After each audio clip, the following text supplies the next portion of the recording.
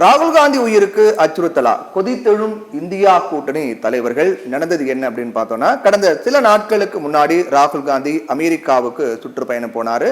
அங்க இருக்கக்கூடிய வெளிநாட்டு வாழ் இந்தியர்கள் மத்தியிலையும் அதே போன்று மாணவர்கள் மத்தியிலும் பல்வேறு பல்கலைக்கழகங்கள்ல சிறப்புரையாற்றினாரு. அப்போ பேசிய ராகுல் காந்தியின் பேச்சு அப்படிங்கிறது இந்தியாவில் மிகப்பெரிய சர்ச்சையாக மாற்றப்பட்டிருக்கு அப்படின்னு பாஜக தரப்புல குற்றம் சாட்டினாங்க. ராகுல் காந்தியை பொறுத்த வரைக்கும் முழுக்க முழுக்க இந்தியாவுக்கு எதிராக பேசுகிறார் அப்படின்னும் பாஜக அரசுக்கு எதிராக பேசி வருகிறார் அப்படின்னும் தொடர்ந்து பாஜக தரப்புல குற்றம் சாட்டு முன்வைக்கப்பட்டது.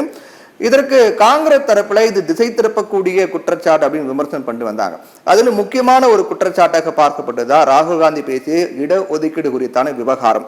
இந்த இடஒதுக்கீடு குறித்தான விவகாரத்துல ராகுல் காந்தி உண்மையில் என்ன பேசினார் அப்படிங்கிறத பத்தி நம்ம பார்க்கலாம். ஆனா அதுக்கு முன்னாடி அவருடைய பேச்சு என்பது பாஜக மத்தியில் கடுமையான விமர்சனங்களை முன்வைக்கப்பட்டது.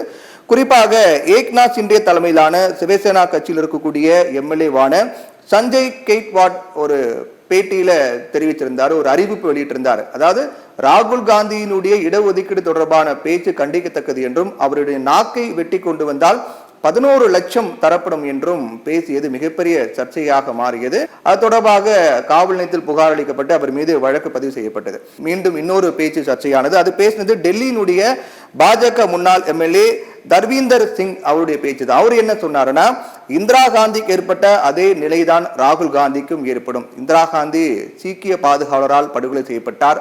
ராஜீவ் காந்தியும் வெடிகுண்டு தாக்குதல் உயிரிழந்தார்.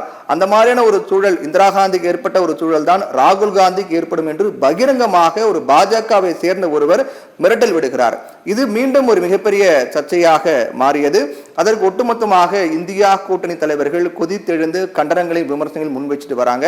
ராகுல் காந்தி பேசின பேச்சுக்கு பிரதமர் நரேந்திர மோடியும் அதை பத்தி பதில் கொடுத்திருக்காரு. என்ன சொல்லியிருக்காருன்னா, அரச குடும்பம் தலித்துகளுக்கான இடஒதுக்கீட்டை முடிவுக்கு கொண்டு வருவதை நோக்கமாக கொண்டிருக்கிறது. ராகுல் காந்தி காங்கிரஸ் குடும்பத்தை பொறுத்த வரைக்கும் அவங்க அரச குடும்பம், அவங்க இடஒதுக்கீட்டை முடிவுக்கு கொண்டு வரதா நோக்கமா வச்சிருக்காங்க. நான் இருக்கும் வரை இடஒதுக்கீட்டில் ஒரு பகுதியை கூட விடமாட்டேன் அப்படின்னு பிரதமர் நரேந்திர மோடி இதை குறிப்பிட்டு பேசியிருந்தார். ஆனா உண்மையில காங்கிரஸ் மிக முக்கியமான கேள்விகளை இந்த விவகாரத்தில் எழுப்பியிருக்காங்க. என்ன கேள்விகள் அப்படின்னா, 50 விழுக்காடு இடஒதுக்கீட்டு உச்சவரம்பை நீக்க வேண்டும் அப்படின்னு காங்கிரஸ் தான் சொல்லிட்டு இருக்கும், பாஜக சொல்லல.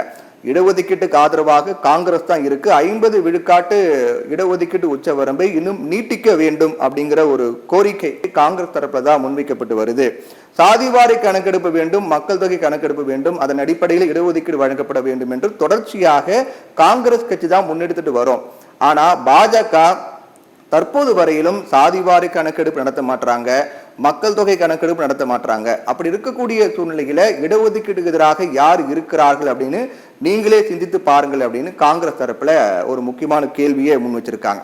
சரி, இவ்வளோ பிரச்சனைக்கு தொடக்க புள்ளியாக அமைந்தது என்னன்னா, ராகுல் காந்தியுடைய பேச்சு.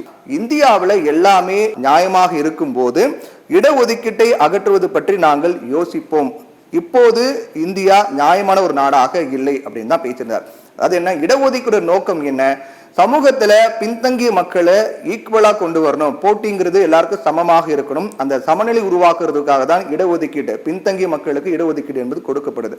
அந்த பின்தங்கிய ஒரு நிலை இல்லாம எல்லாமே சமமா இருக்கிறாங்க அப்படிங்கிற ஒரு சூழல் ஏற்பட்டால் இடஒதுக்கீடு தேவையில்லை அப்படிங்கிறதான யதார்த்தமா இருக்கு. இதுதான் பாஜக தரப்புல திசை திருப்பப்பட்டு அது திரித்து சொல்லப்பட்டு இது மாதிரியான விமர்சனங்கள் எழுதுவதற்கு காரணமாக அமைந்திருக்கு அப்படின்னும் ஒரு காங்கிரஸ் கட்சி தரப்புல சொல்லப்படக்கூடிய கருத்தா இருக்கு. என்ன இருந்தாலும் ஒரு மக்களவையுடைய எதிர்கட்சி தலைவர், ஒரு பெரிய தேசிய கட்சியோட முன்னாள் தலைவர் ராகுல் காந்தி அவருடைய நாக்கை வெட்டி கொண்டு வந்தால் 11 லட்சம் கொடுக்கப்படும் அப்படிங்கிற பேச்சு என்பது எந்த வகையிலும் ஏற்றுக்கொள்ள முடியாத பேச்சாதான்